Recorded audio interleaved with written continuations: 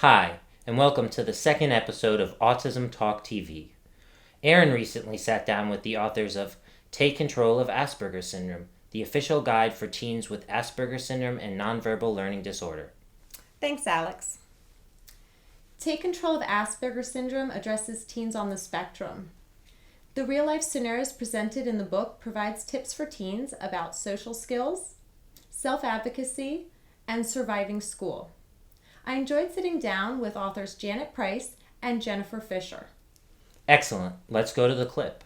I'm here with Janet Price and Jennifer Fisher, authors of Take Control of Asperger Syndrome, and I'm going to be asking them some questions. Thank you so much for having us. Thank you very much. Oh, you're welcome.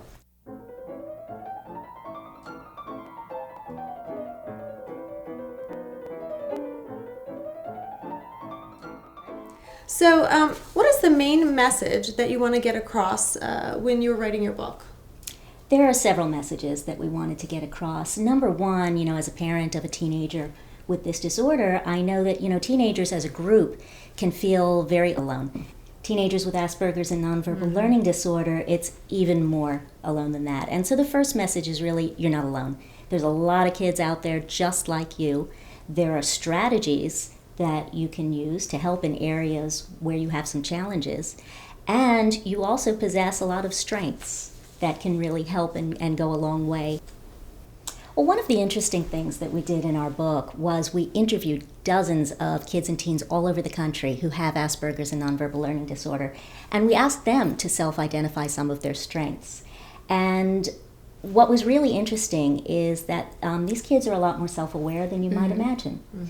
And I love the answer in one of our books. One of the young gentlemen that we asked about that, said that he was proud that one of his strengths was his ability to use logic to make decisions more than the average person.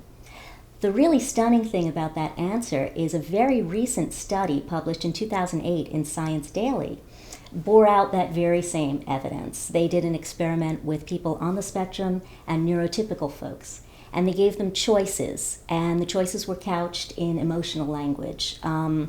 If you buy a lottery ticket, you have a 40% chance of winning, or if you buy a lottery ticket, you have a 60% chance of losing. And not surprisingly, the neurotypicals all answered differently depending on how the question was phrased. Those on the autism spectrum consistently gave logical answers regardless of the phrasing. So that, for instance, is an area of strength. Now, what are some interesting technologies that those on the spectrum could benefit from? Well, the first thing that's really important to know is that they should match their needs to the technology. That not all technologies will benefit every person with Asperger's or nonverbal learning disorder. So for example, time management, which is a common thread. Students may need watches that beep, audible timers. There are little timers that you can actually see the red section of it decrease to know how much time you have left to complete a task. Oh, a visual timer, fabulous. A visual timer. There are organizers such as the Palm and the iTouch or iPhone that can help you see what your week looks like and your month looks like. And the trick to that, though, is that really, an audible timer really does help because you want to remind them to actually look at it. Right.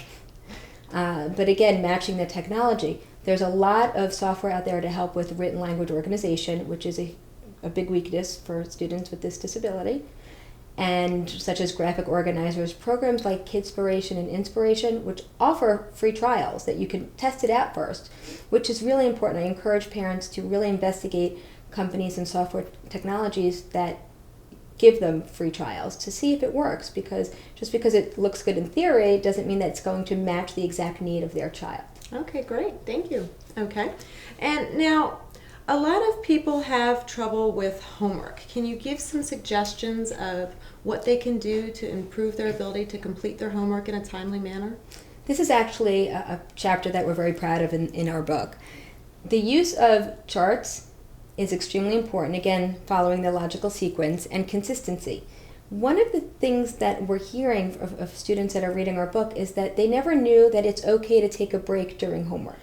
That it's okay to work for a half an hour, 45 minutes, depending on the age, and then take a break and have planned breaks. This is a good time for me to read. This is a good time to have a snack. Snacking is so important. Having some downtime when they get home from school. And doing some homework before dinner and some after dinner. It's almost like a breath, they're like a sigh of relief that that's okay. And it's also important that parents know that their children they don't have to expect their children to sit there for 2 hours during homework. That's a lot for any child, let alone a child with disability.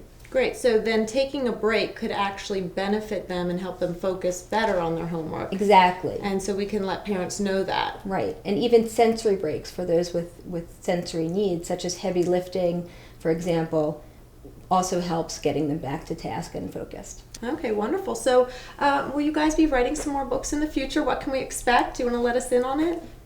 We will be writing some more books in the future. Janet is currently working on a book. Would you like to? I am actually. I'm working with Rondell Varney Whitney, who's the author of Bridging the Gap, which was a book that was very special to me when my son was diagnosed with NLD and kind of opened up a whole new world. And she and I have connected, and we are doing a project on social skills. Oh, wonderful. And Janet and I will be writing more books More together. books in the future. Both fiction and nonfiction. We're still generating ideas. And we're going to just go from there. Okay, wonderful. Well, thank you so much. It's been a pleasure. And make sure that you read Take Control of Asperger's Syndrome. Thank you so much. Thank you for Okay. having us.